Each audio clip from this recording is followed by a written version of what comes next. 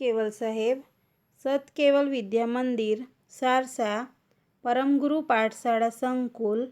હું પટેલ ગોપી આપ સૌ વિદ્યાર્થી મિત્રોનો ઓનલાઈન શિક્ષણ કાર્ય પદ્ધતિમાં આપનું હાર્દિક સ્વાગત કરું છું.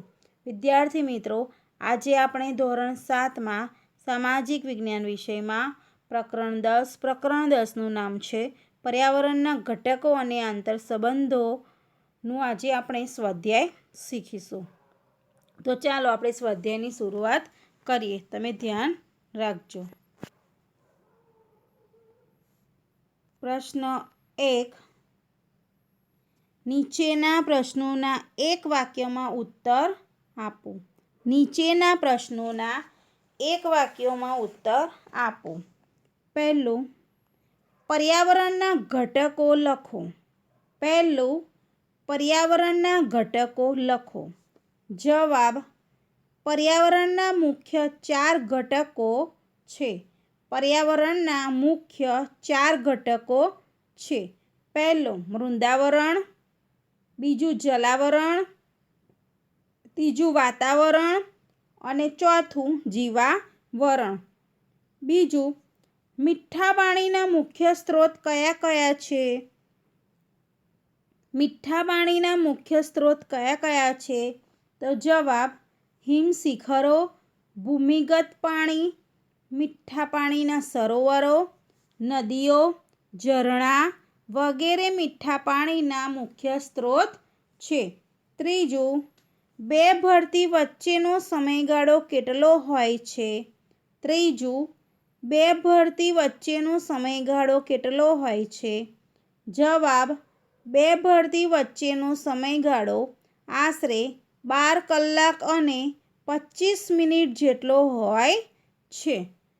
ચોથું, ચીડિયાપણું કયા પ્રદૂષણની માનવ જીવન પરની અસર છે?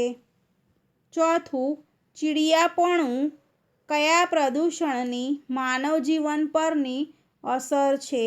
જવાબ: ચીડિયાપણું એ ધ્વનિ પ્રદૂષણની માનવ જીવન પરની અસર છે.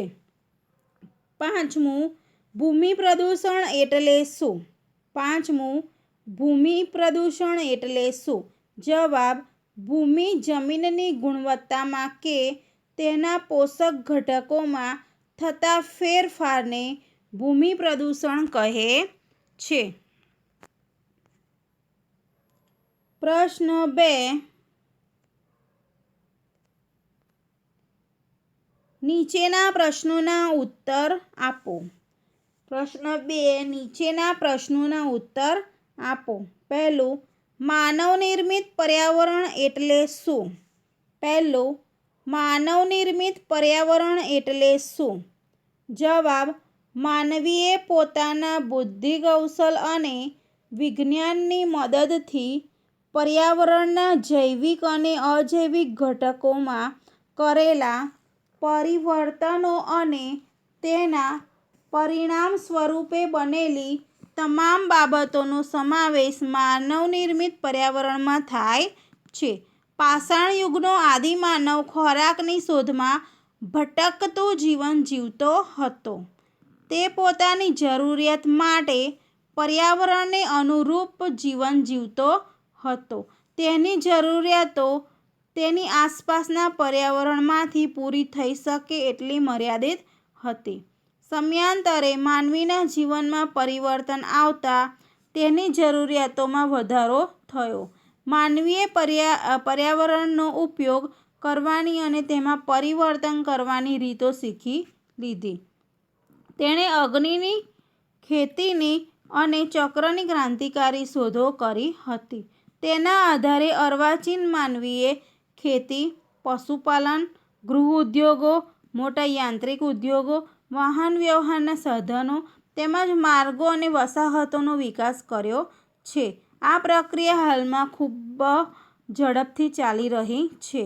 માનવ નિર્મિત પર્યાવરણને સાંસ્કૃતિક પર્યાવરણ તરીકે પણ ઓળખવામાં આવે છે. બીજું, જમીન પ્રદૂષણ અટકાવવાના ઉપાયો લખો. બીજું, જમીન પ્રદૂષણ અટકાવવાના ઉપાયો લખો. પ્લાસ્ટિક અને રસાયણોનો ઉપયોગ જરૂર પૂરતો જ કરવો જોઈએ. કારખાના, ઉદ્યોગો તેમજ વસાહતો સ્થાપવા માટે બને ત્યાં સુધી બિનઉપજાઉ પડતર જમીનનો ઉપયોગ કરવો જોઈએ. ખેતીમાં રાસાયણિક ખાતરોને બદલે જૈવિક અને દેશી ખાતર તેમજ લીલા પડવાશનો ઉપયોગ કરવો જોઈએ. પાકને કીટકો અને જંતુઓથી બચાવવા માટે વપરાતી જંતુનાશક દવાઓ જરૂર પૂરતી જ વાપરવી જોઈએ. ઘન કચરાનું વર્ગીકરણ કરી તેનો પુનઃ ઉપયોગ કરવો જોઈએ. નકામા પ્લાસ્ટિક અને ઘન કચરાને જમીન પર ફેંકવાને બદલે તેનો બાળીને નાશ કરવો જોઈએ અથવા શક્ય હોય ત્યાં રિસાયકલ કરીને તેનો ફરીથી ઉપયોગ કરવો જોઈએ. ખેતીમાં ટપક અને ફુવારા સિંચાઈ પદ્ધતિનો ઉપયોગ કરવો જોઈએ. હવા પ્રદૂષણ અટકાવવા કયા પગલાં લેવા જોઈએ? ત્રીજું, હવા પ્રદૂષણ અટકાવવા કયા પગલાં લેવા જોઈએ? તો જવાબ, હવાનું પ્રદૂષણ અટકાવવા માટે સરકારે કાયદા બનાવીને તેનો ચુસ્તપણે અમલ કરવો જોઈએ. ધુમાડો અને ઝેરી વાયુઓને ફિલ્ટર કરતા સાધનો વિકસાવવા જોઈએ. કોલસો અને પેટ્રોલ ડીઝલનો ઉપયોગ ખૂબ મર્યાદિત માત્રામાં કરવો જોઈએ. વાહનોમાં સીએનજી અને પીએનજી તેમજ સૌર ઉર્જા અને વિદ્યુત જેવા પ્રદૂષણ મુક્ત બળતણોના ઉપયોગને પ્રોત્સાહિત કરવો જોઈએ. વાહનો માટે પીયુસીનો કડક અમલ કરવો જોઈએ. લોકો મુસાફરી માટે જાહેર પરિવહન સેવાઓનો વધુ ઉપયોગ કરે એવી જાગૃતિ ફેલાવવી જોઈએ. હવામાં CO2નું પ્રમાણ નિયંત્રણમાં રાખવા માટે જંગલો અને વનસ્પતિનું પ્રમાણ વધારવું જોઈએ. ચોથું, ધ્વનિ પ્રદૂષણ અટકાવવા માટે તમારા પ્રયત્નો લખો. ધ્વનિ પ્રદૂષણ અટકાવવા માટે મારા ઘરના બધા વાહનોને યોગ્ય સમયે સર્વિંગ કરાવવા કહીશ. રેડિયો, ટેલિવિઝન, મોબાઈલ, વાજિંત્રો વગેરે ધીમા અવાજે વગાડીશ. સિનેમાઘરો અને જાહેર સભાગૃહોમાં ધ્વનિશોષક યંત્રો અને પડદા લગાવવા કહીશ. સામાજિક પ્રસંગો, ઉત્સવો, ઉદ્ઘાટન પ્રસંગો કે લગ્ન પ્રસંગો વગેરેમાં બિનજરૂરી ઘોંઘાટ કરીશ નહીં. ઉજવણીના કાર્યક્રમો અને સરઘસોમાં ફટાકડા ફોડીશ નહીં. શાળા અને હોસ્પિટલ જેવા સ્થળો પાસે નો હોર્ન અને સાયલન્સ ઝોનનો કડક અમલ કરીશ. વિમાન મથકોની આસપાસ, ઉદ્યોગોના તથા શહેરના મુખ્ય રસ્તાઓની બંને બાજુ વૃક્ષો ઉગાડીને વાહનોના અવાજનું નિયંત્રણ કરવા પ્રયત્ન કરીશ.